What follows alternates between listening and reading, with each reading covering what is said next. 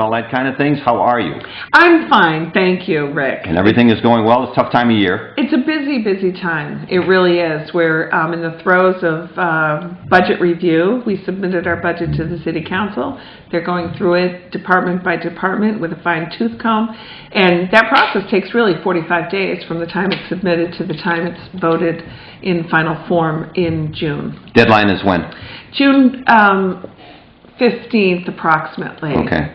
Yeah. All right. And have there been any particular... Well, no, I don't want to ask any specific questions, but right. In general, over your tenure, how was this process this year shaped up versus other years? Well, first year I was here, we inherited a budget that was in a deficit position, so we froze all spending and tried to bring that budget home without a deficit, and we only had 6 months to work with, so that didn't quite happen. So we're still trying to dig ourselves out of certain year-over-year deficits. But I think the first budget we put together had, a reduction of the city workforce by over 10%, and we were very aggressive and very smart about it in terms of downsizing through attrition and some restructuring. Last year's budget over the year before had less revenue in it. Usually you see a little bit of budget growth. So we actually had less money than we had the year before. And so it was a lot of cutting with expenses rising. This year, we've turned that corner, and for the upcoming budget year, we're seeing 1.2% growth in the revenues, which is a good sign. It's in dollars, that's about $975,000, which isn't a lot to work with, and we gave over $600,000 to the schools of that. So the city is still reorganizing its priorities to accomplish the things that we want to get accomplished. Do you think there's a trend coming for the state in financial improvement in the not-too-distant future? That's what the forecasts say. In fact, there's a report today that says jobs and income are on the way back, and we'll keep our fingers crossed, but Massachusetts seems to be coming out of the recession earlier than some of the other states. And it'll take a little while for that to penetrate the cities and towns. Good. All right. Well, what about now the recent land acquisition down by the waterfront? Yes. Bring us update us on that. And I'm not going to mention it because I can't get the letters right. It's I-4C2. We have to come up with a different name. I don't know what to call it. But... Oh my gosh, it is a beautiful piece of land. And if you saw it in the condition that it was in for 25 years, you think, okay, yeah, it's waterfront property. But until you open it up, we took down all of the weed trees. We mowed it. We took down the chain link fence. The view corridor has opened up, and you think, wow, Roger Street is waterfront on the working harbor, and it's magnificent. It came out beautiful. We don't want it to look too pristine because it's never going to be a park.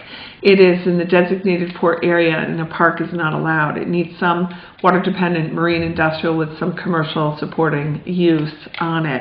And we'll take 2 years to figure out what the right development is there. But I think investors now can drive by there and say, wow, there is some potential for this parcel, and the benefit to the abutting properties, the Rogers Street corridor, and Main Street are just unrealized, but are there. So this will be an ongoing process, and we'll check in on you with that from time to time. Okay, most recent article in the paper talked about the city's considering taking over the schools. Tell us a little bit about that. It's in the context of streamlining work processes and gaining efficiencies. So the scope would be to combine facilities management basically between the city and the schools. The schools, really the school committee, they need to stay focused on teaching and learning and program oversight and quality of education, what takes place in the classroom. They run a rink, for example, right. And so that there's no reason the city cannot take over the rink operations. We can talk about how the money gets split up, but we run a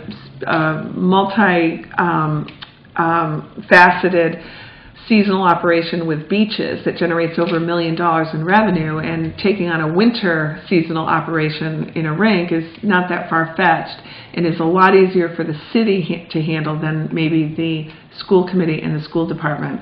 So we're not expecting any job loss or massive reorganization for, if ever, at least for a year. The things that we'll see, for example, the city has contracts for licensed electricians and plumbers. Well, the school department employs full-time people to serve in those roles. So the consolidation would eliminate that redundancy and probably some expense. And, if we can abandon the almost $100,000 contract the city has to outsource those services and use the existing staff, that's a savings we could realize a year from now.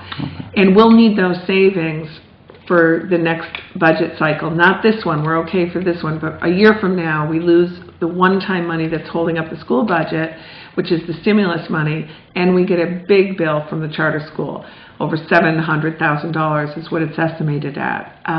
So we have to be planning ahead and taking a 2-year view on our budgets, and consolidating facilities management, we think, will have the benefit next year. But we need a year to kind of work out how it's going to be integrated. So stay tuned for more on that. Yeah. All right. We'll talk with you next week, I believe. Okay, good. All right. Excellent. That is from the Mayor's Office, Gloucester Mayor Carolyn Kirk for